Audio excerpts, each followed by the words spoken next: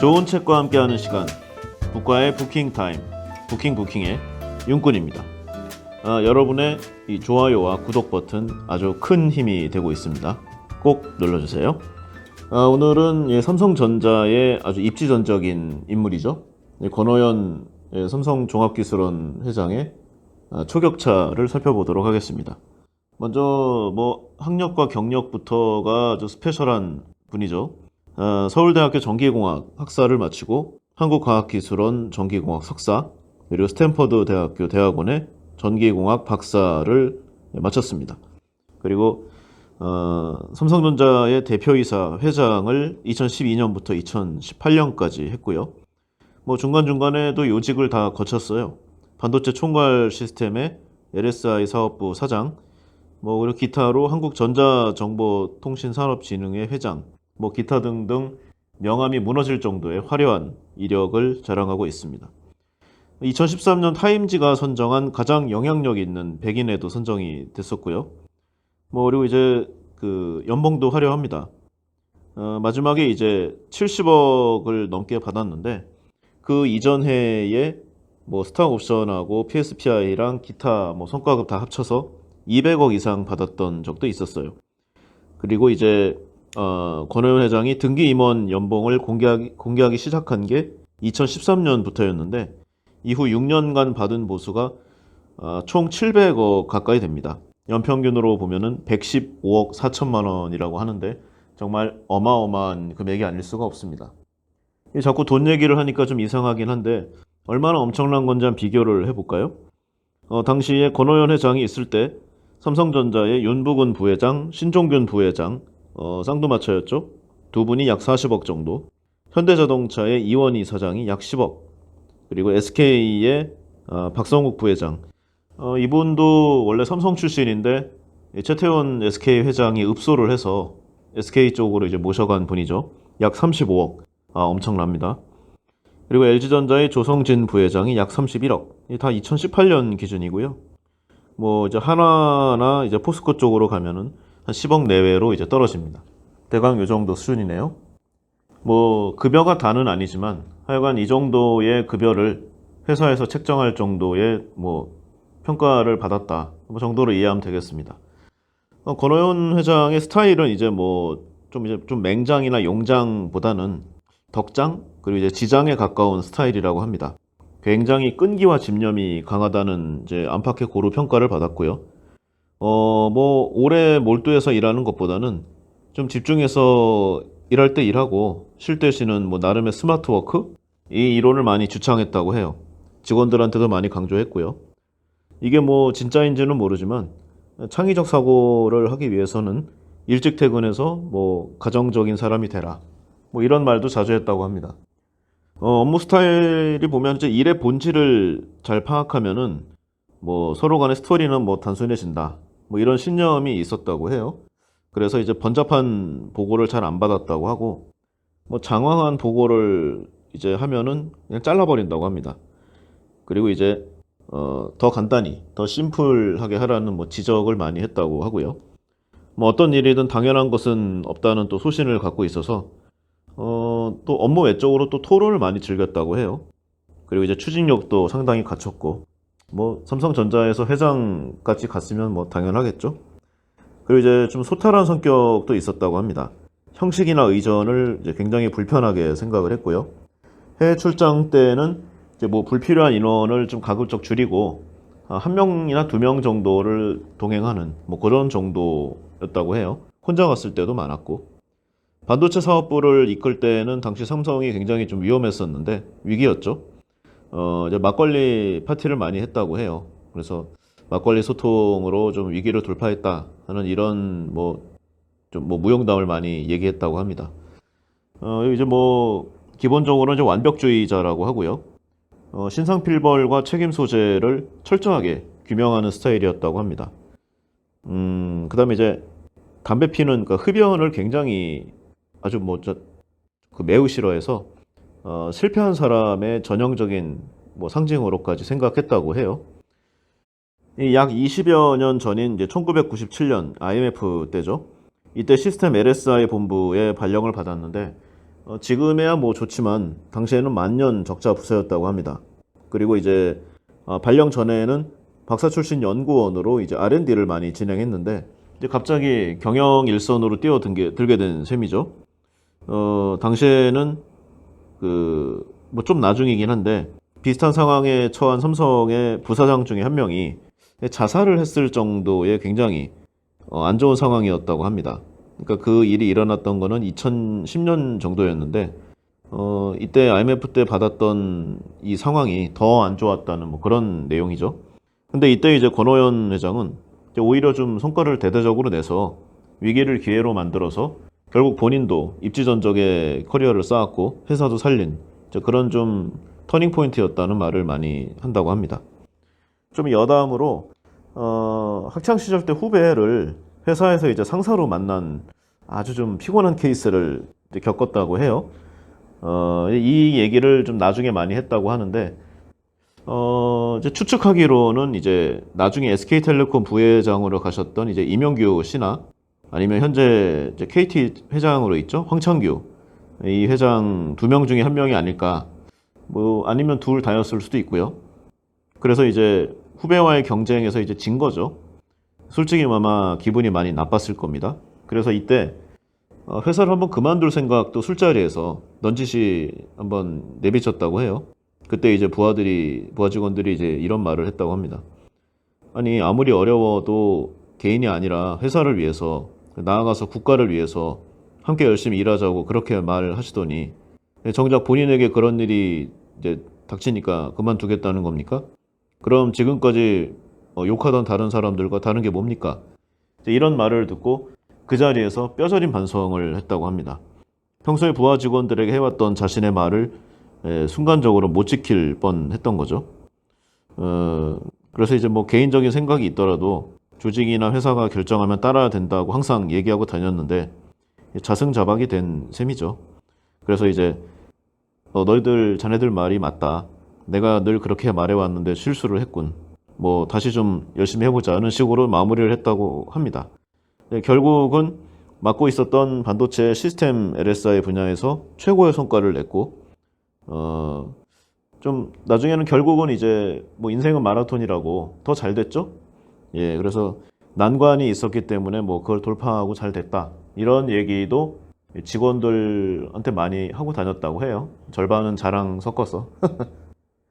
뭐 결과가 나중에는 좋았지만 어찌됐든 간에 후배한테 업무 보고를 해야 했던 그 고난의 시절이 8년 이상이나 됐다는 거는 쉽지 않은 사회생활이었다는 생각을 해요. 뭐 기본적인 성향은 이렇고요. 뭐 이런 얘기만 하려니까 좀 답답해서 이게 권오현 회장의 초격차가 저는 처음에 읽기 전에는 나름 좀 뭐 반도체 산업의 성패를 좌우했던 뭐 비화라던가 아니면 삼성의 아주 뭐 의사결정의 시크릿한 과정이라던가 아니면 삼성 직원들은 왜 사회에서 우수하다는 평가를 받는가, 뭐 교육 시스템이라든가 하여튼 뭐 이런 요소를 좀 얘기해 줄 줄 알았는데 읽어보시면 아시겠지만 그냥 경영의 리더십 관련 뭐 스탠다드한 교과서, 참고서 정도로 보시면 될 것 같아요. 그래서 그 안에 들어있는 내용은 의외로 좀 평범하고 좀 뭐 아주 특별한 경우는 잘 못 느끼겠어요. 그냥 이 권오현 회장이 워낙 사회적으로 성공하고 다른 회사의 CEO도 아닌 삼성전자의 CEO였기 때문에 오히려 더욱 이런 게 좀 힘을 받지 않았나 하는 생각도 좀 해봤습니다. 그래서 결국은 이제 권오현 회장에 관해 얘기를 하려면은 삼성에 관해서 얘기를 할 수밖에 없는데요. 보통 이제 삼성전자, 조금 더 축약해서 보면 이제 삼성 반도체인데, 정확히 알고 있는 사람은 전공을 하시는 분들 말고는 잘 없어요. 그래서 좀 살펴보려고 합니다. 삼성의 반도체는 뭐 어떤 건가? 뭐 이런 내용. 기본적으로 이제 메모리 반도체가 있죠. 이제 정보를 저장하는 용도로 사용되는 반도체인데, 이제 기록하고 기록해둔 정보를 읽고 수정할 수 있는 이제 램이 있고요. 이제 기록된 정보를 읽을 수만 있고 뭐 수정할 수 없는 롬, 이렇게 나누십니다. 저장 방식에 따라서 이제 램이 D램과 S램 등으로 이제 나뉘고요. 롬에는 이제 플래시 메모리로 이렇게 좀 빠집니다. 이제 메모리 반도체는 이제 그냥 기억 장치로 보시면 되고요. 얼마나 많은 양을 이제 뭐 대용량으로 기억을 하고 뭐 얼마나 빨리 동작할 수 있는가, 고성능인가, 뭐 이런 거를 이제 성능의 평가치로 보고 있죠. 최근에는 이제 모바일 기기가 좀 사용량이 늘어나고 비중이 높아지니까 이 메모리가 이제 초박형, 그리고 이제 전기를 좀 적게 쓰는 저전력형이 중요해지고 있는 상황입니다. 그리고 이제 보통 뭐 비메모리, 그러니까 메모리가 아닌 다른 것들, 뭐 그리고 시스템 반도체라고 하는데요. 이제 논리와 뭐 연산 제어, 이렇게 데이터의 처리 기능을 수행하는 반도체죠. 굉장히 아주 다양한 품종으로 있고요. 그리고 맞춤형으로, 네, 좀 뭐 굉장히 아주 많은 이제 그런 상황으로 좀 나뉘어집니다. 그리고, 이제 CPU가 있죠. 정보를 입력받아서 이제 기억하고 외부로 출력하는 뭐 그런 쪽. 그 다음에 이제 두뇌 역할을 하는 AP, 뭐 그다음에 이미지 센서 이런 것들이 다 시스템 반도체에 해당이 됩니다. 그다음에 이제 뭐 시스템 반도체는 특히 요즘에 더 중요해지죠. 이제 AI 인공지능이라든가 IoT 사물 인터넷이라든가 뭐 자율차, 이렇게 4차 산업혁명에서 핵심 부품으로 점점 그 중요도가 높아지고 있죠. 향후에도 계속 지속적 성장이 전망되고 있습니다. 더 열심히 해야 되겠죠. 이 시스템 반도체 산업은 메모리 반도체와는 다르게 좀 설계와 생산이 좀 분업화된 상황이 일반적입니다. 이 삼성전자나 SK하이닉스, 뭐 미국의 인텔, 그다음에 일본의 도시바 요즘 좀 힘든데 이렇게 일부 업체는 이제 종합 반도체 회사로 이제 설계와 제조, 테스트, 뭐 패키징 이 모든 생산 과정을 독자적으로 수행할 수 있는 회사로 이제 평가가 되고요, 분류가 되고, 그다음에 이제 그 설계만 하는 이제 팹리스가 있고요, 팹이 없다. 그리고 생산만 하는 파운드리 산업이 또 있습니다. 결과적으로 이제 양을 보면은 시스템 반도체가 메모리 반도체 시장 전체 규모와 비교해서 두세 배 정도 앞으로는 더 벌어질 것 같은데 이렇게 보면은 뭐 될 것 같아요. 그다음에 이제 삼성전자를 이제 분류를 좀 해보면은 사업 부문으로 보통 이제 제품의 특성에 따라서 좀 나누죠. 그래서 이제 CE 부문, 컨슈머 일렉트로닉스, 그다음에 IM 부문, 인포메이션 테크놀로지 앤 모바일 커뮤니케이션. 뭐 무슨 사업하는지는 영문으로 나오네요. 그다음에 이제 DS 부문, 디바이스 솔루션으로 이렇게 세 개의 부문으로 나뉘고요. 그다음에 이제 전장 부품 사업 등을 영위하는 이제 하만, 몇 년 전에 삼성에서 인수를 했죠.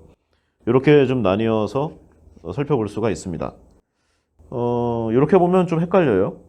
그래서 이제 주요 제품이 뭔지를 보면은 아까 그 CE 부문은 TV나 모니터, 뭐 냉장고, 세탁기, 뭐 의료기기까지를 포함하는 부분이고요. IM 부분은 이제 네트워크 시스템이라든가 뭐 컴퓨터 이런 쪽을 좀 하고, DS 부문이 이제 그 반도체 사업 부문하고 DP로 나뉘어지는데, 반도체 사업이 이제 뭐 D램이나 낸드나 뭐 아까 AP 이런 쪽을 이제 커버리지하는 쪽이고요. DP는 이제 TFT LCD나 뭐 OLED 등을 하는데, 이게 이제 삼성 디스플레이하고도 좀 연관이 돼서 좀 왔다 갔다 합니다. 인력도 좀 전배가 많이 되고 있고요. 그리고 이제 하마는 뭐 인포테인먼트나 텔레매틱스 스피커 쪽으로 하고 있는데 아직까지는 좀 그렇게 중요도가 높지는 않아요. 매출을 보면 이제 IM 부문에서 많이 나오죠. 근데 이제 영업이익은 반도체 부문에서 뭐 전체적으로 보면 더 많이 나오고 있습니다. 그래서 뭐 이렇게 좀 대강 나눌 수가 있고요.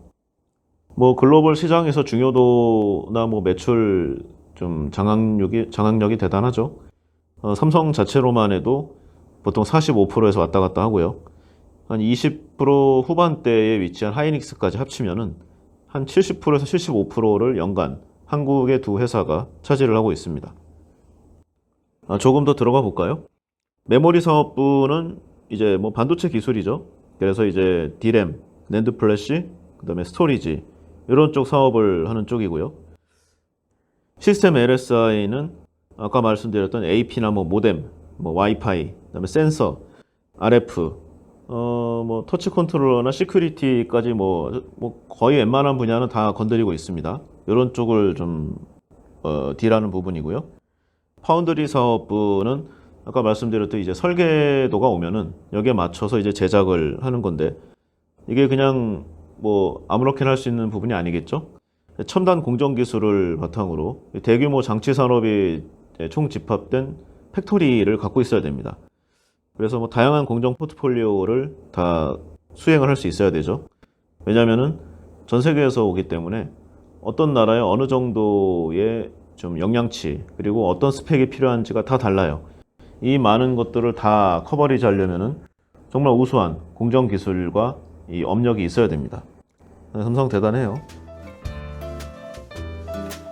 자, 그럼 뭐 이 정도로 삼성 내부의 뭐 분류라던가 이런 간단히 좀 살펴봤고요. 그럼 삼성전자의 반도체가 전 세계를 어떻게 장악을 했는가 여기에 대해서 한번 살펴보겠습니다. 먼저 반도체 산업의 진출은 1983년에 삼성의 이제 고 이병철 회장이 반도체 산업에 우리는 왜 진출해야 하는가란 발표문을 발표를 했어요. 당시에 이게 도쿄에서 발표를 해서 도쿄선언이라고 이름 붙여졌는데 이 내용을 발판으로 해서 삼성이 반도체 산업에 본격적으로 뛰어들겠다는 선언을 전 세계에 대고 하게 됩니다. 성과가 빨리 나왔죠. 1984년에 초기 D램 개발을 성공하고 제품 출하를 시작했습니다. 이 과정이 생각보다 너무 스피디했어요. 일본이 좀 한국을 아주 우습게 보고 있었는데 생각보다 빨리 따라오니까 약간 긴장을 했습니다. 위기까지는 아니고. 그래서 이제 삼성의 시장 진입을 방해하기 위해서 아주 덤핑으로 물건을 마구 출하시키기 시작했습니다. 그러니까 이제 오히려 우리는 괜찮았는데 미국이 자기네 반도체 회사들을 보호하기 위해서 일본 반도체 회사들에게 관세를 매겨서 좀 디펜스를 하게 됩니다. 뭐 그러니까 일본 입장에서는 한국을 막으려고 한국을 해방하려고 이렇게 좀 덤핑을 했는데 결과적으로 미국을 화나게 했던 거죠. 뭐 어쨌든 간에 삼성도 피해를 많이 봤는데요. 1985년에 램값이 폭락을 해서 삼성은 적자를 내고 당시 기준으로도 한 해 수천억 원의 손해를 보게 됩니다. 이 사건 때문에 삼성이 반도체 때문에 망할 것이다 라는 연구 보고서도 많이 나왔고 삼성에는 굉장한 위기감이 돌게 되죠. 이때 피해가 굉장히 컸다고 합니다. 그래서 CPU로 유명한 인텔도 이때 D램 사업에서 완전히 철수를 했다고 합니다. D램에서만 철수한 거죠. 이때 이제 기술력이 부족하고 시장 마케팅력이 떨어지면 어떻게 된다는 것을 뼈저리게 교육받은 삼성은 D램 연구에 올인을 시작하게 됐고요. 결국 그 256메가 SD램을 첫 양산 출하하는 쾌거를 이루게 됩니다. 근데 이때 이제 90년대 말인데 이때는 이제 상황을 살펴보면 이제 윈도우 98하고 추억의 게임이죠. 지금도 하고 있는데 스타크래프트가 센세이션한 선풍을 이제 일으켰죠. 한참 PC방들이 생겨나기 시작했고 당시에는 이제 메모리 용량이 64메가가 고사양 취급받던 시절이었는데 CPU 수준도 그렇고 256메가 D램을 소화할 콘텐츠가 없던 시절이었습니다. 그러니까 만들어 놓고 창고에서 썩힐 가능성도 있는 상황이었죠. 결국 판매처가 없는 256메가 SD램은 이제 가격이 급락했고요. 6달러 선 아래로 떨어졌다가 뭐 한참 뭐 현물 가격이 뭐 5달러까지 갔다는 얘기도 있어요. 그래서 한번 뭐 폭망했을 할 뻔했습니다. 근데 이제 이때 가장 많이 쓰였던 128메가 SD램이 한 2달러에서 2.5달러. 그러다가 결국에는 내리다가 256메가가 이제 3달러 선 아래로 내려오는 아주 데드크로스가 일어나게 되죠. 근데 이제 삼성이 버팁니다. 그러니까 오히려 좀 고사양의 제품이 3달러 아래로 떨어졌는데 128메가 DDR-램, 그러니까 더 떨어지는 사양이 4달러 가까이 거래가 됐어요. 그러니까 어떻게 됐을까요? 안 팔렸겠죠? 그래서 이때 완전히 다른 반도체 회사들이 학살당하다시피 했습니다. 더 싼 거를, 아니, 더 좋은 거를 더 싸게 파니까 이쪽으로 왔겠죠. 근데 그나마도 가격을 최저선에서 묶어 놓으니까 한마디로 버틸 수 있으면 버텨봐라 라는 작전을 펼친 겁니다. 이때 뭐 대부분 무너졌고 아시아의 이제 일본 쪽의 몇몇 반도체 회사만이 이제 정부 지원을 받으면서 간신히 살아났고 이때 회사 이름이 NEC였고요.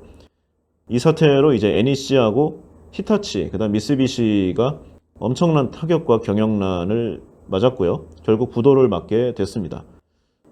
근데 이제 일본 정부가 그냥 부도 나게 놔두지 않았고요. 이 회사들을 하나로 모아서 엘피다라는 회사를 만들게 됩니다. 근데 이제 뭐 승부의 세계는 냉정하죠. 폐잔병들 모아봤자 또 폐잔병 되는 겁니다. 결국 이 엘피다라는 회사는 2008년에 리먼 사태의 여파로 약 2조 원의 대규모 적자를 내고 버티다가 결국 파산을 하게 되는데요.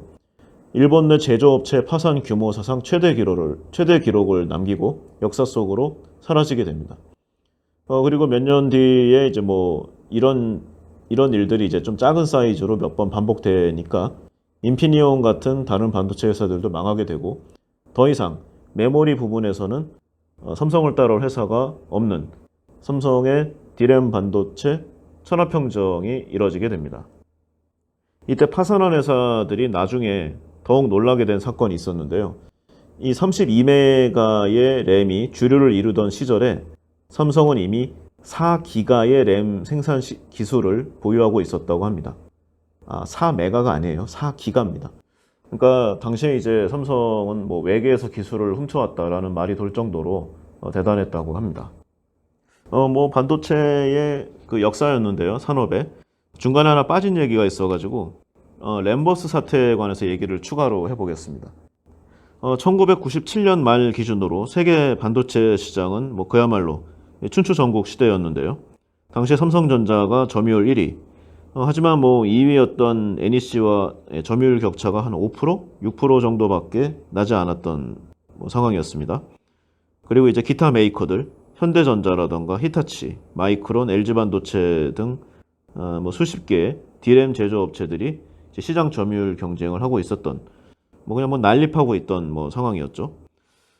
당시에 이제 D램의 타입이 이제 크게 두 가지로 나뉘어져 있었는데 이제 램버스 D램이라고 이름 붙여진 곳과 이제 DDR D램 이렇게 두 개였습니다. 램버스 D램은 이제 속도가 굉장히 빨랐는데요. 하지만 이제 그에 비례해서 굉장히 고가였고요. 이 발열량이 심했어요. 엄청 뜨거웠습니다. 게다가 이제 램버스 D램용의 이제 메인 보드가 다른 D램들하고는 호환이 되지 않았습니다. 그러니까 한 번 사서 이거 끼지 않으면 버려야 되는 거죠. 하지만 이때 이제 인텔이 고속 CPU의 판매 확산을 위해서는 이를 지원하는 대용량의 이제 D램이 필요하다고 판단해서 램버스와 라이센스 계약을 맺고 DDR 램을 지원하는 칩셋을 만들지 않기로 약속합니다. 한마디로 이제 경쟁자가 없어졌으니까 램버스 D램의 미래가 더욱 밝아진 셈이죠. 그러니까 당연히 메이커였던 NEC나 히타치, LG반도체, 마이크론 등의 이 D램 제조업체들은 너나 할 것 없이 램버스 D램에 엄청난 투자를 시작하게 됩니다. 하지만 이때 삼성전자와 그 당시에는 현대반도체였는데 이 하이닉스가 호환성과 가격 경쟁력을 가진 DDR D램을 주력 상품으로 이제 밀었던 거죠. 좀 나름 모험을 걸었던 거죠. 물론 이제 나중에 알고 보니까 램버스 쪽도 살짝 발을 담갔다고 해요. 그러니까 만약에 이쪽이 맞다고 생각하면 얼른 캐치업 전략으로 따라가려고 했었던 거죠. 이게 공정 기술이 좀 빠르게 좀 변화가 가능한, 발전이 가능한 한국 회사였기 때문에 가능했던 거고, 당시에 뭐 일본이나 미국 회사들은 이런 방식이 어려웠을 거라는 게 이제 그 학계의 정설입니다. 당시에 근데 이제 램버스 D램이 문제가 생겼어요. 뚜껑을 열어보니까 DDR 램에 비해서 약 10% 정도밖에 빠르지 않았고, 뭐 오류가 굉장히 많이 나왔다고 합니다. 또 메모리 슬롯이 2개밖에 지원되지 않아가지고 굉장히 좀 답답한 상황이었죠. 결국 가격은 엄청나게 비싼데 성능적인 이점이 거의 없는 상황이었습니다. 하지만 이때 인텔은 램버스와 맺은 이 계약 때문에 어쩔 수 없이 이 램버스 D램을 계속 끌고 가게 되죠. 하지만 결국 가격 대 성능비가 안 나오니까 결국 CPU 점유율을 빼앗기게 되고요. 결국 인텔은 DDR D램을 이제 내려놓게 됩니다. 한마디로 망한 거죠. 램버스 D램이 쇠락을 하게 됐는데 나중에 이제 기술 지원까지도 중단하게 돼요. 램버스 D램이 역사의 뒤안길로 사라지게 된 셈이죠. 그러니까 큰일 났습니다. 이 램버스 D램을 주력으로 생산하던 NEC, 히타치, 인피니온, 마이크론 등은 엄청난 피해를 입고 뭐 대부분 망했고요. 살아나더라도 뭐 반죽음 상태였던 뭐 그런 상황입니다. 이때 마이크론만이 뒤늦게라도 DDR 쪽으로 돌았어요. 그래서 지금 3위라도 유지를 하고 있는 뭐 그런 상황이죠. 그리고 당시에 버텼던 하이닉스도 2위 자리를 수성하고 있는 형편이고요. 이 램버스 사태는 결과적으로 세계 경영학 역사에 아주 굵게 기록된 사건으로 남았는데요. 세계 반도체 이 시장의 판도를 바꾼 아주 엄청난 사건이었고요. 경영진의 판단이 얼마나 중요한지를 보여주는 그런 좀 사건이기도 합니다. 그런 예시이기도 하고요. 뭐 좀 다른 케이스인데 한때 휴대폰에서 잘 나갔던 제 LG가 갑자기 이제 스마트폰으로 오면서 전혀 힘을 못 쓰던 뭐 그때가 있었죠. 당시에 이제 LG가 휴대폰 사업이 되게 잘 됐었는데 맥킨지였나 그 컨설팅 회사에 의뢰를 했었죠. 스마트폰으로 전향을 해야 할 것인가 아니면 지금의 폴더폰 기존 폰을 더 강화시켜야 할 것인가. 이때 컨설팅 회사에서 나온 답이 스마트폰 찻잔 속의 태풍. 그러니까 한마디로 뭐 별 영향 없을 거라고 LG가 잘하는 걸 계속 계속 유지해 나가라 이런 내용이었는데 결과적으로 뭐 폭망했습니다. 지금까지도 점유율을 끌어올리지 못하고 힘들어하고 있는 LG전자의 이 모바일 사업부를 보면은 경영진의 판단이 진짜 얼마나 중요한지를 다시 좀 깨닫게 되는 그런 사례가 아닌가 합니다. 그리고 뭐 반도체 얘기를 좀 더 해보려고 했는데 이제 더 얘기를 하면은 이제 그 기술적인 부분으로 들어가야 되거든요. 굉장히 딱딱하고 재미가 없습니다. 그리고 뭐 반도체 산업에 종사하지 않을 거면은 굳이 뭐 이 이상 알 필요도 없을 것 같아요. 저도 이제 산업 분야에서 뭐 일하고 있는데 이 정도만 해도 뭐 부분은 좀 더 있지만 큰 문제가 없었습니다. 그래서 테크니컬한 부분을 이 정도로 마치고요. 추가로 요즘에 일본과의 문제가 많은데 여기에 반도체와 이 기술이 걸려있는 부분을 좀 얘기를 해보려고 해요. 지금 일본이 사실 뭐 경제적인 측면 그리고 한민족 한국을 찍어 누르려는 이런 또 측면 그다음에 역사적인 부분 등에서 한국을 계속 건드리고 태클 걸고 있는 상황이죠.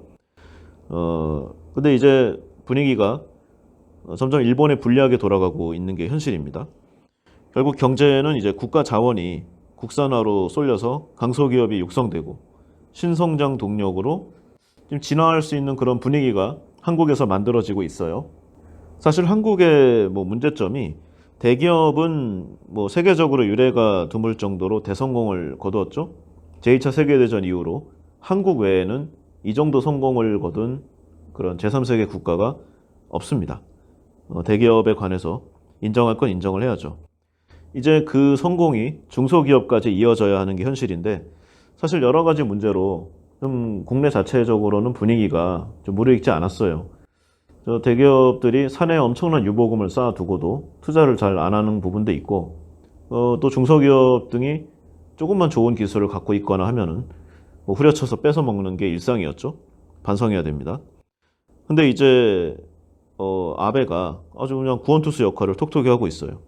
이때 일본과의 종속 관계를 끊어내고 한국의 산업 구조 조정을 완수해야 됩니다. 지금이 그 때죠. 뭐 상황도 많이 변하고 있습니다. 한때 이제 인력 유출 사건, 그 다음에 이제 기술 탈취 사건 등으로 해서 LG화학하고 SK이노베이션이 좀 법률 분쟁도 나오고 싸웠었는데요. 손을 다시 잡았습니다. 잘 될 것 같고요. 그 다음에 이제 LG전자가 삼성전기에 이제 MLCC, 그 다음에 이제 CIS 뭐 이런 쪽들을 다 쓸 것 같아요. 쓰는 것 같기도 하고. 원래 잘 손 안 잡는 두 기업이죠. 잘 되고 있고요. 그 다음에 이제 SK 실트론의 웨이퍼가 좀 문제였는데 수입이 안 되면 삼성전자가 사용을 하고 있고요. LG화학의 디스플레이 필름을 삼성 디스플레이가 사용할 것 같습니다. 이런 식으로 역시 그 내부의 단합을 이끌려면은 외부에 적이 하나 있는 것도 참 좋은 방법이에요. 역사적으로도 증명이 된. 뭐 남의 나라까지 얘기할 필요는 없는데 일본은 좀 약간 과대평가된 부분이 분명히 있어요. 우리의 전 세대, 그러니까 우리 부모 세대를 보면은 확실히 좀 차이가 많이 났습니다. 일본의 이제 뭐 베이비 부모 세대는 전 세계에 어디 내놔도 정말 최고의 우수한 세대가 맞아요. 기술력이라든가 그 인내심, 그다음에 그 최고의 기술을 만들어내려는 그 자세, 그다음에 장인 정신, 뭐 기타 등등 해서 아주 우수합니다.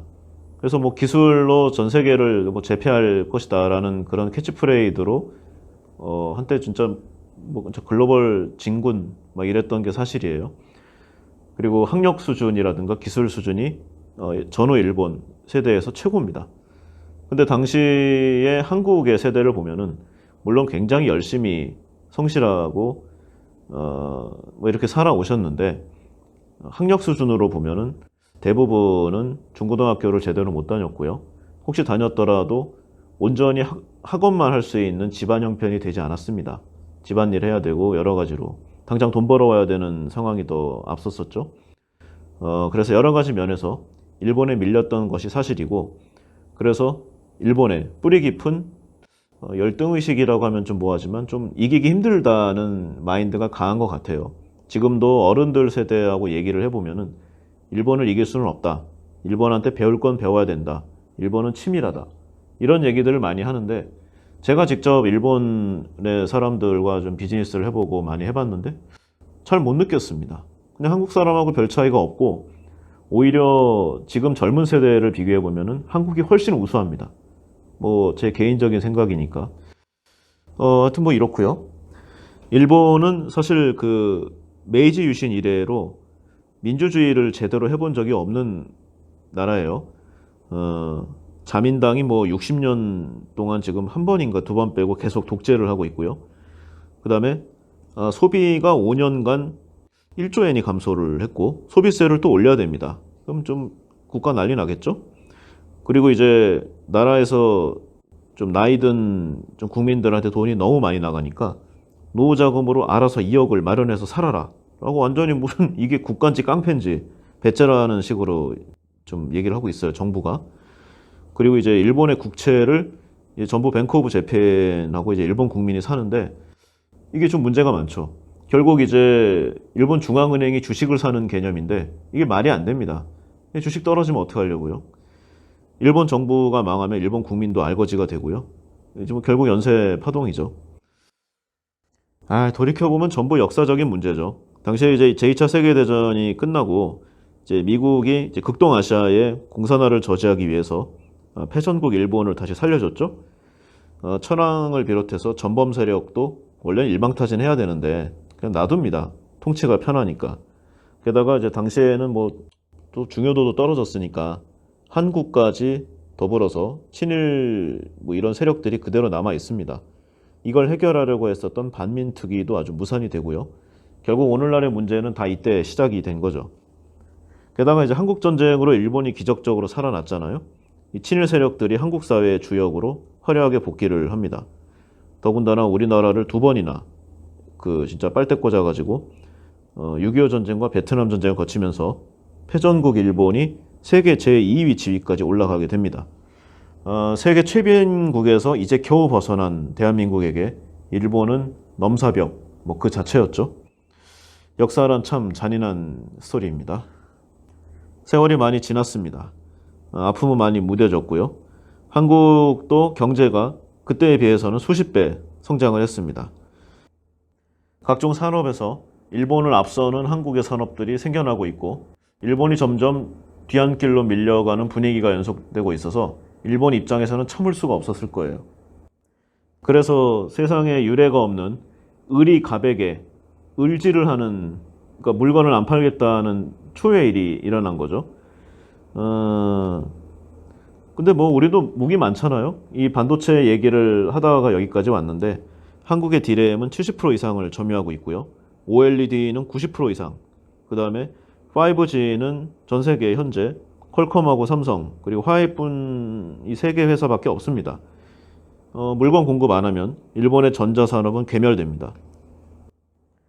뭐 불산이니 포토레지스트니 사실 좀 없으면 괴로워요. 근데 지금 점점 다 개선이 되고 있고 그 일본 회사로서도 그 국가 문제도 아니죠. 아베 정부의 이제 꼼수인데 이것 때문에 회사가 무너질 수는 없잖아요. 그래서 이제 다른 나라에 있는 생산 기지라던가 이제 조인트한 그 회사들을 이용해서 삼성의 물건을 대고 있고 댈 준비를 거의 마쳤습니다. 뭐 굳이 뭐 일본에서 수출 뭐 금수해도 상관없습니다. 한번 이게 바뀌게 되면은 다시 일본으로 돌아가질 않죠. 안 그래도 지금도 쇼티지예요. 물량이 딸린데 일본에 물량을 안 주면은 일본은 뭐 호황기가 왔을 때 뭐 TV나 게임기 이런 거 이제 못 팔아 먹습니다. 거기다 이제 방사능 문제를 이제 자꾸 흔들어 주면은 일본 버티기 힘들 거예요. 좀 다른 얘기가 많이 좀 벗어났네요. 반도체 관련된 얘기로만 하겠습니다. 이제 한국의 주요 첨단 기업은 이제 피해가 거의 없을 거라는 내용을 말씀드리고 싶은 거고요. 3대 핵심 소재 역시 문제가 거의 없습니다. 하나하나 보면은요. 뭐 간단히 보겠습니다. 일단 웨이퍼는 이제 일본제를 많이 쓴 것뿐이고요. 뭐 가성비가 좋죠. 물류 수단도 좋고. 뭐 대체제가 많아요. 뭐 국내의 다른 회사, 실트론 같은 회사도 있고 독일 회사는 넘쳐납니다. 그리고 대만 등도 있고 대체품이 많아요. 이제 공정 엔지니어들도 제가 일하다가 만나 보면은 뭐 웨이퍼 가지고 그렇게 큰 걱정할 필요 없다. 여차하면 엔지니어들을 갈아 넣어서 이거 업계 용어입니다. 빠르게 수정하면 된다. 이런 내용이고요. 이제 이미지 센서가 사실 첨단 반도체 중에서 유일하게 일본이 아직까지 기술 패권을 갖고 있는 뭐 그런 부분인데 삼성이 거의 다 따라왔습니다. 얼마 전에 삼성에서 일본 기술을 뛰어넘는 그 소자도 개발을 했다고 발표를 했어요. 그 다음에 이제 스마트폰은 CIS, MLCC, 뭐 카메라 모듈 등등 일본이 한국보다 뛰어난 분야가 거의 없습니다. 그리고 2차 전지는 사실 일본이 조금 더 뛰어난데 일단 뭐 대체재가 많아요. 현재 양산 물량은 대부분 중국이 가져만 상황이고요. 그리고 국산화도 많이 돼 있습니다. 그래서 국산 거 써도 돼요. 일본이 이제 그 유일하게 70% 이상 과점하고 뭐 그 시장을 쥐고 있는 이제 알루미늄 파우치 필름 같은 거는 현재 일본이 과점하고 있는 건 맞는데 개발 난이도가 굉장히 낮습니다. 개발이 빨리 될 거라고 합니다. 이제 수소차 같은 경우는 지금 정부에서 육성을 하고 있는데 이거를 한번 막아보겠다고 액션을 한번 했죠. 근데 이제 수소차는 이제 핵심 인프라가 이제 수소 탱크인데 이 탄소 섬유를 이제 감싸는 거예요. 이제 도레이가 공급을 끊으면은 뭐 이제 효성 첨단 소재 같은 경우 이 회사가 이제 수혜를 받는 뭐 그런 게 되겠죠. 현대자동차나 뭐 일진 이런 데서도 아마 조인을 하고 있는 거로 알고 있어요. 효성이 증설을 아마 지금 계속 시도하고 있었고 이게 아마 거의 다 완성이 됐을 거예요. 뭐 그동안은 버티면 되죠. 기존의 재고로. 그 다음에 이제 뭐 바이오 쪽으로 바이러스 필터 같은 게 있었는데 셀트리온 같은 경우는 1년치 이상의 재고를 갖고 있고 독일제로 바꾼다고 합니다. 삼성바이오 같은 경우도 뭐 자체적으로 하고 있고 바이오젠 쪽에서 알아서 하겠죠. 뭐 이런 식으로 보면은 분명히 어려움은 있지만 뭐 그렇게 뭐 산업의 생명줄이 위험한 그런 정도의 어려움은 없고요. 그리고 산업의 특성상 한 번 거래처가 바뀌면 다시는 일본으로 돌아가지 않습니다. 그리고 일본은 사실 제품 자체의 성능도 좋았지만 신용, 신뢰의 메이드 인 재팬이라는 그 타이틀이 굉장히 셌어요. 그래서 국제사회에서 약간의 프리미엄이 있었던 것이 사실인데 이번에 완전히 무너졌습니다. 프리미엄이 아니라 앞으로는 핸디캡을 받게 될 겁니다. 자, 반도체 얘기하다 보니까 일본과의 이제 소재 얘기까지 나왔네요. 일단 뭐 첫 번째 편은 여기서 마무리를 하겠습니다. 감사합니다.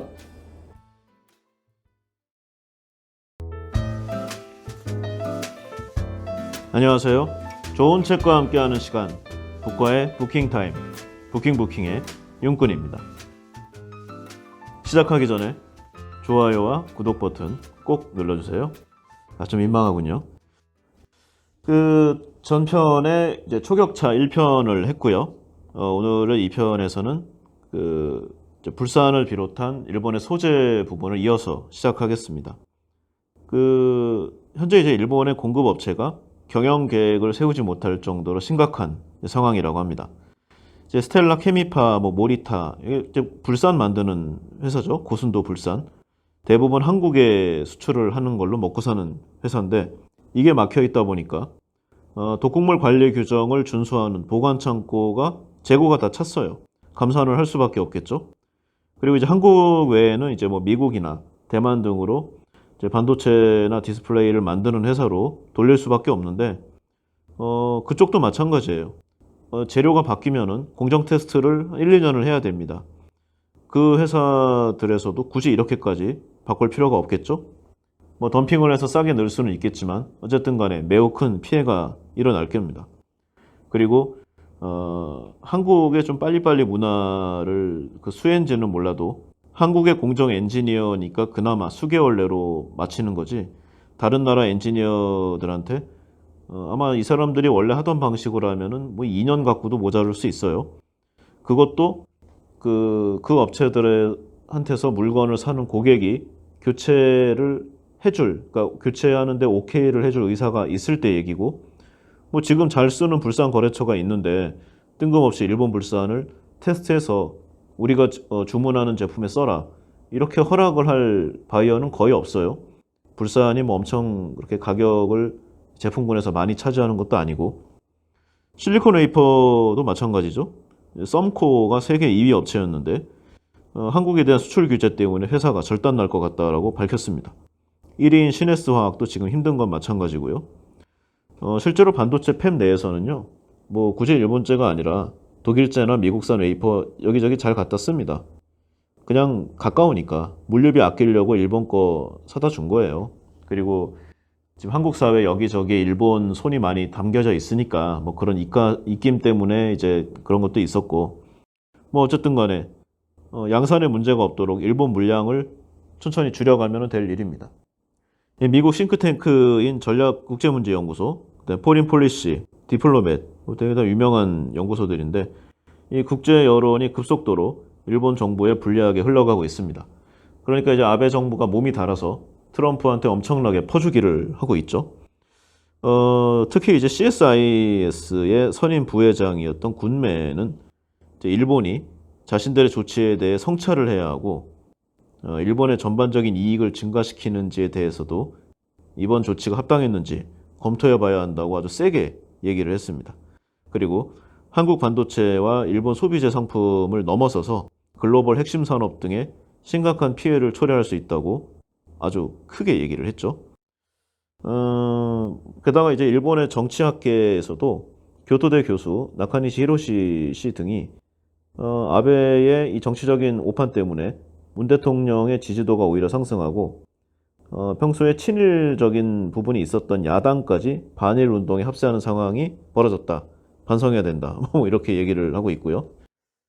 또 저번에 한번 보니까 그 정치권에서 나온 얘기 같은데 일본과 한국의 과학기술 격차가 50년이라고 하는 것 같아요. 실제로는 1.9년이라고 합니다. 이게 2019년 7, 8월 기준이고요. 이건 그리고 또 순수 과학을 얘기한 거고요. 한국이 사실 공정 관련해서 응용 기술이 훨씬 빠릅니다. 확실히 손이 빨라요. 그 옛날에 아마 어떤 기업가가 좀 일본을 본받자는 차원에서, 그것도 굉장히 옛날에 비유적으로 한 말 중에 50년 단어를 아마 썼던 것 같은데 그것만 그냥 빼온 것 같아요. 50년 기술 격차라면은 오늘날과 같이 진짜 일주일이 새로운 시절에 우리나라가 그럼 미얀마보다도 못한 나라라고 봐야 되는 거죠. 아무튼 뭐 이렇게 상황이 벌어졌을 때 물 들어왔을 때 노를 힘차게 져야 되는 게 사실입니다. 뭐 어찌됐든 간에 일본은 앞으로 계속 어려워질 겁니다. 일단 산업의 경기가 신산업으로 갈수록 꺼지고 있고요. 워낙 기초적인 이제 과학 분야가 세가지고 이제 버티고 있는데, 그래서 소재 쪽으로 도망간 거죠. 최종 산물에서는 다 밀리고 있습니다. 어쨌든 간에 한국이 많이 커졌어요. 분명히 어려운 시절이 1, 2년 갈 거지만 지금 우리나라에 꽂혀 있는 일본의 빨대를 뽑아야 됩니다. 지금 일본 힘들어요. 소비세와 연금을 희생해서 기업을 지원하던 아베노믹스가 앵고로 바뀌면서 더 이상 먹히지 않게 될 겁니다. 사실은 일본은 엔저 시대에 뭔가 좀 큰 성과를 냈어야 되는데 이걸 실패했어요. 아마도 앞으로는 굉장히 힘들어질 거고요. 이제 곧 상황이 바뀔 겁니다. 달러 약세가 오고 엔고가 다가오고 있습니다. 엔고로 일본 열도가 지금보다 더 힘들어지고 그러면은 방사능 관련해서 겨우 틀어막고 있는 아베 정부도 결국 무너지게 되지 않을까라는 생각을 해봅니다. 사실 이게 초격차가 삼성에 관한 책이잖아요. 지금 전 세계 전자산업의 역사에서 SoC, 그리고 메모리, 이미지 센서, 5G, 또 뭐 있지? 디스플레이 패널 이런 첨단 제품을 모두 갖춘 회사는 아마도 전자산업이 발생한 이후로 역사 이래 삼성밖에 없는 것으로 알고 있습니다. 미국도 이런 전자산업에서 독보적인 힘을 가진 기업을 보유한 적이 없어요. 삼성전자, 삼성반도체는 분명히 세계 속에 자랑할 만한 기업임에는 틀림없습니다.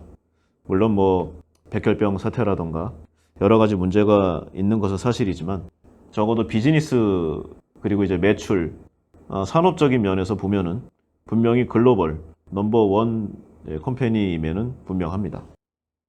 반도체의 힘이 크긴 하지만 한국은 이미 세계 5대 수출국이죠. 인구를 감안하면은 이미 1인당 수출이 일본을 2배 이상 앞섰어요. 전자산업도 이미 일본을 추월한 상황입니다. 일본이 이렇게 조급하게 그리고 굉장히 무리수를 둔 데도 다 이유가 있죠. 그냥 벌어지는 일이 있겠습니까? 나보다 굉장히 떨어지는 애가 예를 들어 내가 전교 1등 하는데 한 뭐 반에서 한 30등 하던 친구가 반에서 20등 했어요. 긴장됩니까? 박수치고 칭찬해 주죠. 열심히 노력했다고. 근데 반에서 한 3, 4등 하던 친구가 전교 3, 4등까지 쫓아왔습니다. 긴장되죠. 땀납니다. 그러면은 방법은 내가 잘하거나 상대방이 못해야 되는데 본인이 잘하기가 어려워요. 그럼 어떻게 해야 되죠? 상대방을 찍어 눌러야 됩니다. 지금 일본 아베가 그걸 하고 있는 겁니다. 물론 뭐 이해는 갑니다. 사실 이게 시초가 이제 강제징용 민사배상 판결 때문인데 만약에 이걸 인정을 하게 되면은 앞으로 한국에 더 큰 배상을 해줘야 될 수도 있겠죠. 그리고 그동안 굉장히 부정해온 전범 국가의 이미지가 다시 좀 높아지면서 도쿄올림픽에도 오점이 될 거고요. 아베 총리 개인적으로도 자기 할아버지, 아버지로 이어지는 이 전범 삼총사, 이게 완전 고차가 돼서 아주 글로벌한 욕을 먹게 되겠죠. 그리고 이제 전쟁 수행이 가능한 평화헌법 개정에 걸림돌이 될 수도 있다고 아마 뭐 이렇게 느꼈을 거예요. 뭐 대강 생각을 해봐도 민사소송이 아마 수십만 건이 일어날 거고요. 당시에 이제 뭐 무기를 만들었다던가 아니면은 거기에 소재를 댄 회사들 300개 이상으로 알고 있는데 이 회사들이 소송에 걸릴 겁니다. 보상금이 수백억 달러 이상 될 거라는 얘기도 있고요. 그리고 뭐 한국만 하겠습니까? 동남아라든가 중국 관련 민사 소송이 아주 보물 터지듯이 나오면서 일본은 아주 전 세계 쓰레기 국가가 될 가능성이 있고요. 더군다나 한국만 있는 게 아니죠. 북한에 지불해야 할 형사적인 보상, 민사배상, 뭐 민간 투자 ODA 금액 예측이 안 될 정도로 커질 수 있습니다. 그러니까 어떻게 하든 간에 한국을 찍어 눌러서 아무 소리 못하게 단돌이 해야 될 그런 필요가 있었던 거죠. 지나고 보니까 다 꿰맞춰지는 내용들입니다. 자, 뭐 이렇게 이제 삼성 반도체에 관련된 이런저런 얘기를 해봤습니다. 뭐 대강의 얘기는 뭐 아웃사이드적인 얘기는 다 한 것 같고요. 어쨌든 간에 이게 권오현 씨의 초격차니까 책의 내용도 좀 살펴보는 게 맞을 것 같아요. 1편에서 얘기를 했듯이 그냥 리더십 책, 경영학의 좀 성공한 경영학자의 또는 성공한 기업가의 회고록 그렇게 보시면 될 것 같습니다. 제가 뭐 개인적으로 중요하게 생각했던 내용, 좀 감명 깊었던 내용, 임팩트가 있었던 부분을 좀 중점적으로 해서 살펴보겠습니다. 20페이지 정도에 있는데요. 나 자신이 상황에 맞게 변신하지 않으면 성장은커녕 생존할 수도 없다. 그리고 중간의 내용. 변신을 멈추는 순간 모든 부서와 기업은 망한다. 개인도 마찬가지일 것이다. 뭐 이런 내용이죠. 뭐 당연한 소리입니다. 보통 이제 뭐 살아가면서 계속 어려운 일들이 일어나죠. 이때 변하지 않으면 생존할 수 없다고 저자는 말하고 있는데 뭐 굳이 저자 정도가 아니더라도 우리 모두 다 알고 있어요. 다만 이제 국내를 넘어서 세계 굴지의 기업의 경영자로서 인생 끝부분에 이런 얘기를 해주니까 그 중압감이 좀 더 세게 다가오는 뭐 그런 내용이죠. 그다음에 35페이지 정도에 나오는 통찰력, 결단력, 실행력, 지속력이라는 리더의 네 가지 외적 덕목은 과연 무엇을 뜻하는 것일까요? 먼저 전체적인 맥락에서 강조하고 싶은 것이 있습니다. 리더는 이 네 가지 요소를 골고루 갖추도록 노력해야 한다는 것입니다. 뭐 책에 이런 내용을 좀 기술을 했고요. 그러니까 이제 뭐 이런 내용입니다. 세상이 워낙 지금 급변하고 있고 많은 좀 지식과 지혜를 요구하는 사회다 보니까 한 가지 재능만 갖추거나 혹은 두 가지만 갖춘 리더는 리더로 나서지 말고 그냥 누군가의 팔로워를 하는 게 낫다는 뭐 그런 내용입니다. 그 세상의 모든 자질을 갖춘 리더가 뭐 어디 있겠습니까? 근데 저자는 있다고 해요. 그래서 이제 대기업 경영자는 뭐 아무나 하는 게 아니다라는 뭐 말을 하고 싶은 것 같은데, 뭐 이 정도는 아니더라도 여러 가지 능력을 동시에 갖추는 거는 분명히 큰 재산입니다. 이전에 제가 했던 내용 중에 다동력, 그 책에 좀 이런 내용이 많이 나와 있는데, 한 가지 재능을 갖고 있으면 1, 두 가지 재능을 갖고 있으면 3에서 5, 세 가지, 네 가지를 갖고 있으면 갑자기 100 가까이에 이렇게 이제 본인의 값어치가 뛴다고 합니다. 뭐 어쨌든 잘해서 나쁠 건 없겠죠. 한 가지를 깊이 할 줄 아는 것도 뭐 중요하지만 그건 좀 예전의 방식이고요. 이제는 여러 가지 부분을 좀 두루두루 아는 것도 중요해요. 엔지니어링 좀 공학적인 능력이 아니라면은 두루두루 여러 가지를 할 수 있으면 나머지 부분은 뭐 컴퓨터라든가 AI라든가 이런 쪽에 도움을 받으면 되니까 아마 적용하기 나름이라고 생각이 됩니다. 그 다음에 약 50페이지 정도에 나오는 뇌는 신체를 마이크로 매니지먼트 하지 않습니다. 그러니까 이제 경영자는 뭐 짜잘한 거를 하나하나 통제하지 않는다는 뭐 그런 얘기겠죠. 전체적인 시스템을 갖춰주고 각자의 구성원이 뭐 자신의 역량을 뭐 충분히 발휘할 수 있도록 부하들이 스스로 활동할 수 있도록 뭐 힘을 실어줘라. 이런 게 리더의 역할이다. 뭐 이런 말을 하고 싶은 게 아닐까요? 게다가 이제 통제 자체도 어렵지만 그 시간, 그 노력, 그 리더 본인이 업무 과중에 시달려서 삶이 행복하지 않을 것이다. 뭐 이런 내용도 얘기하고 있습니다. 그 다음에 모든 행동의 시작은 항상 상대편의 생각을 먼저 고려하는 것에서 출발해야 한다는 이런 말을 하고 있어요. 뭐 본인 얘기도 먼저 좀 서두에 꺼냈는데 이제 난생 처음 해보는 영업을 하면서 소비자가 하는 말을 듣지 않고 자신이 외워온 하고 싶은 말만 하고 있는 본인을 깨달았다고 합니다. 그래서 상대방의 입장에서 생각을 하고 영업을 해서 뭐 성공을 거두게 됐다. 이런 경험담을 좀 많이 책 여기저기에 나타내고 있어요. 역지사지라고 하죠. 우리 모두 머리로는 이제 알고 있지만 사실 뭐 좀 실천하기가 매우 어려운 일이죠. 나 살기도 바쁜데 남의 상황을 어떻게 좀 항상 살피겠습니까? 근데 이제 이 실천하기 매우 어려운 이 말을 이 권호연 회장은 평생을 지켰다고 합니다. 그리고 그것이 그 작은 차이가 그 뛰어난 사람들이 모여있는 삼성에서 본인을 그 위치까지 올려줬다고 해요. 뭐 본인도 어디에 가서 꿀리지 않는 학력과 스펙을 갖추고 있고 그게 평생 자랑이었다고 하지만 이 삼성의 핵심 부서로 간 순간 평범 이하로 떨어졌다고 합니다. 거기는 그만큼 엄청난 사람들만이 모여 있었다고 하는데 한 중간보다 좀 아래라고 본인을 평가했다고 해요. 머리로는. 그러니까 이제 자신의 자세가 그 나머지를 보충했다는 뭐 그런 내용이죠. 자신을 내세우지 않고 뭐 겸손하며 상대방 입장을 헤아려라.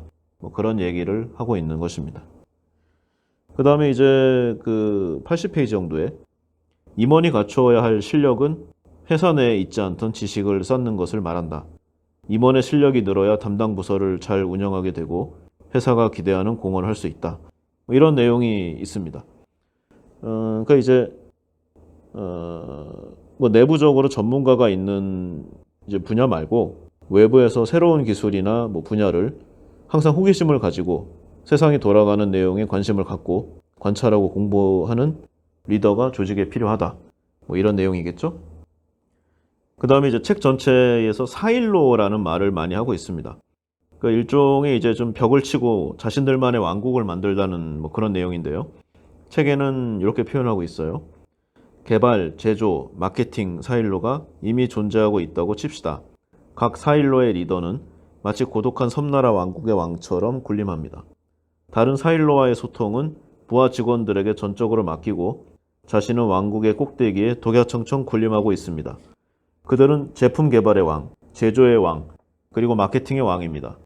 제가 취하는 방식은 제품 개발의 왕을 그 사일로에서 차출해 제조의 왕 자리에 앉히는 것입니다. 그것도 본인이 인지하지 못하게 전광석화처럼 말이죠. 뭐 한마디로 좀 벽을 허물고 서로 경험해보지 않은 여러 분야를 교차해서 역할을 맡기고 뭐 그런 내용인데요. 자리가 저렇게 바뀐다고 생각하면 개인적으로는 좀 피곤합니다. 하지만 이제 매니지먼트로는 좋은 내용이겠죠. 그래서 이런 부분을 좀 본인의 근무 기간 동안 많이 사용했다고 해요. 부하 직원들을 여기저기 마구마구 섞은 거죠. 물론 역량이 허용하는 범위 내에서. 그리고 회의에 대해서도 좀 얘기를 많이 했는데요. 이제 한국적 정서에서 이제 부서 조직의 장이 이제 어떤 이제 결정을 내리면은 그걸 이제 번복할 수 있는 회의가 이제 가능하지 않다라는 거를 본인의 경험에서 깨달았다는 거죠. 보통 누구나 말은 이렇게 하지만 그래도 회사 생활에서 회의가 아예 없어질 수는 없는데 본인도 줄인다고 줄였는데 그래도 상당한 수의 회의가 나오고 있고 결론은 좀 결국은 자기가 얘기했던 내용을 진행하게 되면서 주위에서는 이제 그 자기가 부서장이니까 자기 의견이 맞다. 아첨하는 뭐 이런 내용들이 많이 들려오게 되는 결말을 많이 맞았다고 해요. 그래서 회의 자리에서는 내 말이 맞는가? 주위 사람들도 인정해주고 이해해주는가? 라고 생각했는데 곰곰이 혼자 있을 때 생각을 해보니까 결국 자기 말에 맞장구를 쳐주는 이제 아첨의 연장이었다는 뭐 그런 내용이죠. 그래서 이제 행동 패턴을 바꿨다고 합니다. 그 회의나 간담회를 통해서 의사결정을 내릴 때 라운드 테이블에 둘러 앉아서 부서장이나 팀장들의 의견을 순서대로 듣고 그 다음에 왜 그렇게 생각하는지를 또 묻고 그 다음에 돌발적으로 나중에 이거를 또 묻는다고 합니다. 자기 생각이 아닌 부분을 얘기했으면 말이 틀려지겠죠? 그래서 뭐 다른 의견이 나오지 않거나 어떠한 경우에도 번복하지 못할 결정이라면 차라리 그냥 사내 방송을 하고 치워라. 뭐 그런 내용입니다. 결론 없는 회의 그만두자. 이런 내용을 좀 여러 페이지에 걸쳐서 설파하고 있어요. 그리고 이 내용이 좀 핵심이 아닐까 하는데 초격차란 이제 결국 이제 미래를 대비해서 기업의 모든 차원을 과감히 혁신하는 것이라고 얘기를 하고 있고요. 한마디로 이제 다른 누군가와 비교 대상이 되는 것을 거부하고 기술이나 뭐 조직, 시스템, 뭐 공정이나 인재 배치, 그다음에 뭐 기업 문화에 이르기까지 모든 부문에서 그 누구도 넘볼 수 없는 이 레벨을 높이는 것이 이 초격차 전략의 진정한 의미라고 좀 얘기하고 있습니다. 또 꼭 기업 생활을 할 때뿐만이 아니라 인생 전반에 걸쳐서 호기심이 있어야 여러 가지 다양성에 접근을 하게 되고 삶이 풍요로워진다고 얘기하고 있고요. 또 이 호기심을 통해서 다양성과 확장성, 그리고 사람들 간의 인간관계의 범주도 넓어진다는 그런 의견을 계속 피력하고 있어요. 결국 이제 사람을 부리는 리더가 아니라 사람을 키우는 리더가 된다는 내용을 좀 얘기하고 있고요. 뭐 전반적으로 이제 어떤 조직의 수장이 아니라 성공한 인생 선배로서 이 정도면 성공했죠. 이제 권호연 씨의 뭐 지혜와 통찰력을 책을 통해서 간접적으로나마 좀 경험한 뭐 그런 뭐 기분이에요. 뭐 몇 번 말씀드렸듯이 내용 자체는 그렇게 특별한 건 없습니다. 근데 확실히 이 사람이 지금까지 살아왔던 행동 뭐 방식이라든가 그다음에 업적, 그다음에 이뤄낸 성취, 뭐 사회적인 뭐 지위, 뭐 여러 가지 부분이 좀 근거를 대고 있죠. 그래서 이 사람 말이 이 정도의 울림을 주지 않나 하는 생각을 합니다. 전반적으로 이제 글자 수가 적고 대부분 구어체로 쓰여 있어가지고 책 자체가 술술 읽혀요. 뭐 최고 정점을 찍은 사람의 마인드와 생각 구조가 확실히 다르겠죠. 아니면은 이제 그 내용은 특별하지 않더라도 그거를 이제 꾸준히 수십 년간 지켜왔다는 그 인내와 뭐 그런 성실함 그런 부분이 뭐 근원력 아니겠습니까?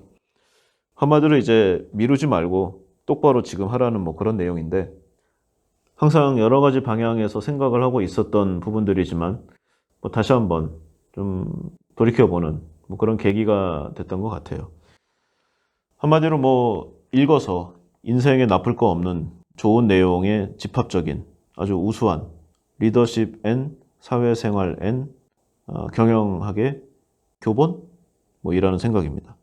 한마디로 뭐 다 좋은 얘기인데 뭐 또 너무 좋은 얘기만 하면 좀 그러니까 또 안티적인 얘기를 한번 해봐야 되겠어요.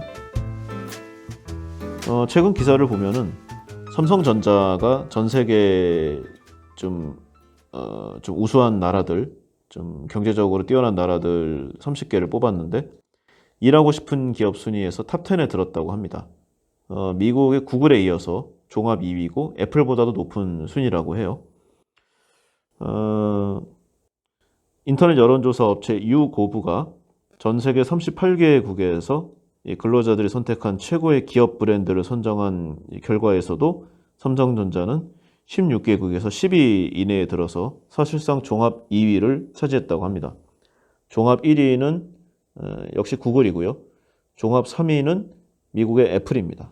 그러니까 삼성이 구글보다 조금 빠지기는 하지만 애플보다 위에 있는 아주 우수한 성과를 낸 거죠. 그런데 이 미국과 유럽에서 좋은 평가를 받은 것과는 별개로 한국에서는 LG에 밀렸고요. SK하고도 그리 큰 차이가 나지 않은 상황입니다. 또한 삼성전자는 주요 국가 가운데 중국, 일본, 러시아, 브라질, 이탈리아 등에서는 아예 10위 이내에도 들지 못한 것으로 나타났습니다.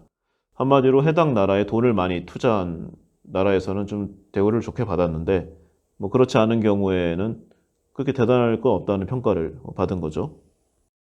자, 이런 거는 이제 성과적인 부분이고 이제 다른 기사를 보면은 삼성전자가 전 세계 주요 기업 평판 순위에서 26위에서 올해 52위로 하락했다고 합니다. 뭐 다른 회사들도 뭐 좀 많이 하락을 했지만 삼성전자가 제일 컸고요. 이게 이제 국제 기업 평가 업체인 레퓨테이션 인스티튜트에서 발표한 2019년 글로벌 평판 100대 기업 명단인데요. 한국에서는 삼성전자와 LG전자 두 회사만 포함이 된 상황입니다. 근데 삼성전자의 하락도가 아주 충격적인데요. 그 평판이 굉장히 안 좋은 거죠. 뭐 매출액이라던가 영업이익, 뭐 기여도 같은 부분에서는 분명히 매우 우수한 상황인데 한마디로 그에 걸맞는 격을 갖추지 못했다는 뭐 그런 내용입니다. 뭐 여러 가지가 있을 수 있어요. 삼성전자 서비스 노조 와해 사건 같은 경우도 있고 백혈병 사태도 있고요. 그 다음에 이제 박근혜 최순실 국정농단 사건의 주요 피해자가 됐던 이재용 삼성전자 부회장이 이 역할에 큰 역할을 했겠죠. 그 다음에 이제 뭐 삼성바이오 건도 덩달아서 좀 그랬고요. 뭐 말이 나온 김에 삼성바이오 건도 뭐 정리를 한번 해보고 가겠습니다. 2011년이었던가요? 삼성그룹은 이제 바이오 산업을 개척하겠다면서 이제 글로벌 제약사들의 의약품을 위탁 생산하는 삼성바이오로직스를 설립을 합니다. 근데 이 제약산업이라는 게 뭐 워낙 투자비가 많이 들죠.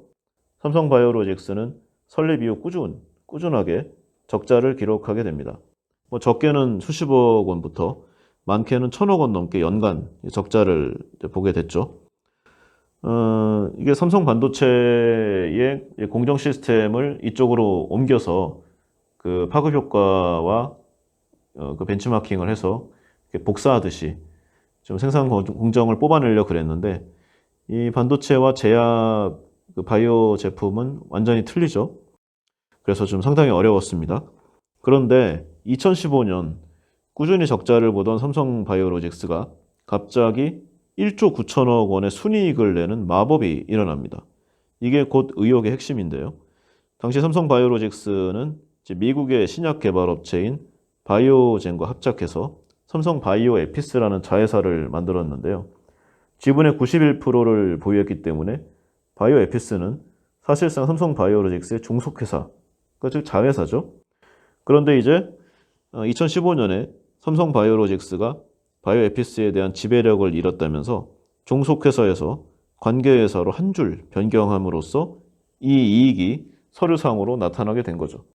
그러니까 뭐 종적인 구조가 아니라 서로 긴밀한 관계가 있는 회사다. 뭐 이런 식으로 좀 서류 세탁을 해서 말도 안 되는 장부 기장을 하게 된 거죠. 근데 이제 중요한 거는 이렇게 종속회사에서 관계회사로 기업의 소속이 바뀌면 기업의 가치도 다시 산정을 하고 신고를 해야 합니다. 이제 기존의 가격과는 관계없이 당시 시장가가 얼마인지가 이제 새로운 기준이 되는 거죠. 계산을 해보면은 종속회사일 때는 약 3천억 원이 좀 안 되던 바이오 에피스가 관계회사로 바뀌면서 약 시장가 4조 8천억 원의 거대 기업으로 탈바꿈합니다. 기업 가치가 무려 16배가 뛴 상황이 발생을 한 거죠. 이 바이오 에피스에 대한 90% 이상 지분을 그대로 유지하던 삼성 바이오로직스는 서류상 자회사와의 관계를 변경한 것만으로 2조 원에 가까운 장부상 순이익을 기록합니다. 근데 실제 돈이 없잖아요. 바로 이 부분에서 분식회계 의혹이 나오고 있습니다. 근데 왜 하필 2015년이었나? 먼저 이제 우연이 당연히 아니겠지만 2015년 11월에 코스피 상장 요건이 갑자기 바뀝니다. 당시까지 이제 적자 기업은 상장을 할 수 없었는데요. 시가총액과 자본금 요건만 맞으면 상장을 할 수 있게 갑자기 바뀐 거죠. 그리고 이듬해 삼성 바이오로직스가 코스피에 상장됩니다. 뭐 적자를 내던 회사가 상장 심사 직전에 엄청난 순이익을 내서 주가가 뻥 튄 뭐 그런 사건인데요. 이게 또 다 연결이 되죠. 아주 공교롭게 우연이라고 하는데 삼성 측에서는 2015년은 제일모직과 삼성물산의 합병이 있던 해입니다. 이게 어떤 관련이 있나? 제일모직은 바로 이 삼성바이오로직스의 지분 40%를 보유한 최대 주주라는 뭐 그런 내용이죠. 그러니까 뭐 삼성바이오로직스의 가치가 올라가면 당연히 제일모직의 가치가 올라가는 뭐 그런 내용이겠죠. 그렇게 해서 제일모직과 삼성물산의 합병 비율이 제일모직 1대 삼성물산 0.35. 그러니까 뭐 대강 제일모직 한 주가 삼성물산 주식의 3배가 되는 뭐 그런 상황이 벌어지게 된 겁니다. 원래 기업 가치로 보면 거의 반대로 보는 게 맞는데 참 답답하죠. 게다가 삼성물산의 최대 주주였던 국민연금이 합병을 찬성하게 된 핵심 근거도 갑자기 불어난 삼성바이오로직스의 가치 뭐 그거였다는 뭐 내용이죠. 결국 제일모직은 가치를 올려서 삼성물산과 합병을 이루고 뭐 이 내용이 이제 삼성바이오로직스를 둘러싼 부분인데요. 삼성바이오로직스는 계속 연간 적자를 내고 있고요. 과연 바이오젠에 얼마를 뜯어먹히고 있는지 아주 매우 궁금한 뭐 그런 상황입니다. 권오현 회장이 아주 아름다운 얘기를 초격차로 많이 했어요. 33년간의 삼성에서 있었던 일을 정리하는 뭐 개인 차원에서는 아주 아름다운 인생 스토리임에 분명합니다.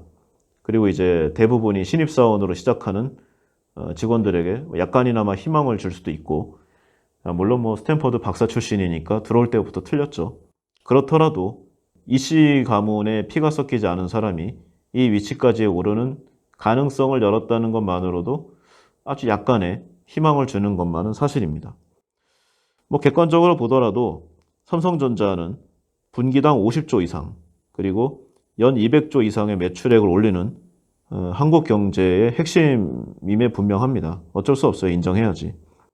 그러나 그 위상에 맞게 오너가의 리더십이 있는지에 대해서는 논란의 여지가 매우 크다고 할 것인데요. 제일모직과 이 삼성물산의 합병, 그리고 이제 여러 가지 방법을 동원한 제일모직 부동산 옛날 에버랜드 그 근처의 땅들, 거기 자산의 뻥튀기들, 그리고 삼성바이오의 상장을 이용한 이 국민과 국가에 끼친 폐해. 아니 왜 이 국민들이 한 푼 두 푼 모은 국민연금을 거기다 갖다 붓는지 자기 돈 갖고 하든지 참 안타까운 일입니다. 그리고 박근혜와 최순실 등과 연계된 일련의 저 정치 몰입애들과의 사태, 거기에 중심 인물로 거론되고 있는 이재용 부회장, 뭐 이런 상황들을 보면은요, 이 권오현 이 저자의 초격차를 가장 진지하고 열심히 일독해야 할 사람이 누구인지를 한 번쯤 생각해 보게 됩니다. 이 세계의 비즈니스의 탑은 그냥 된 게 아니겠죠. 더군다나 이 반도체라는 최첨단 산업에서는 더더욱 그러했을 거예요. 분명 오늘도 밤을 새워서 일하고 있을 삼성맨, 그리고 그 협력사들과 거래처들, 그들에게 진정 필요한 리더는 누구인가를 떠올려보는 계기가 된 책 초격차, 아주 재밌게 잘 읽었습니다. 오늘은 여기까지 하겠습니다. 감사합니다.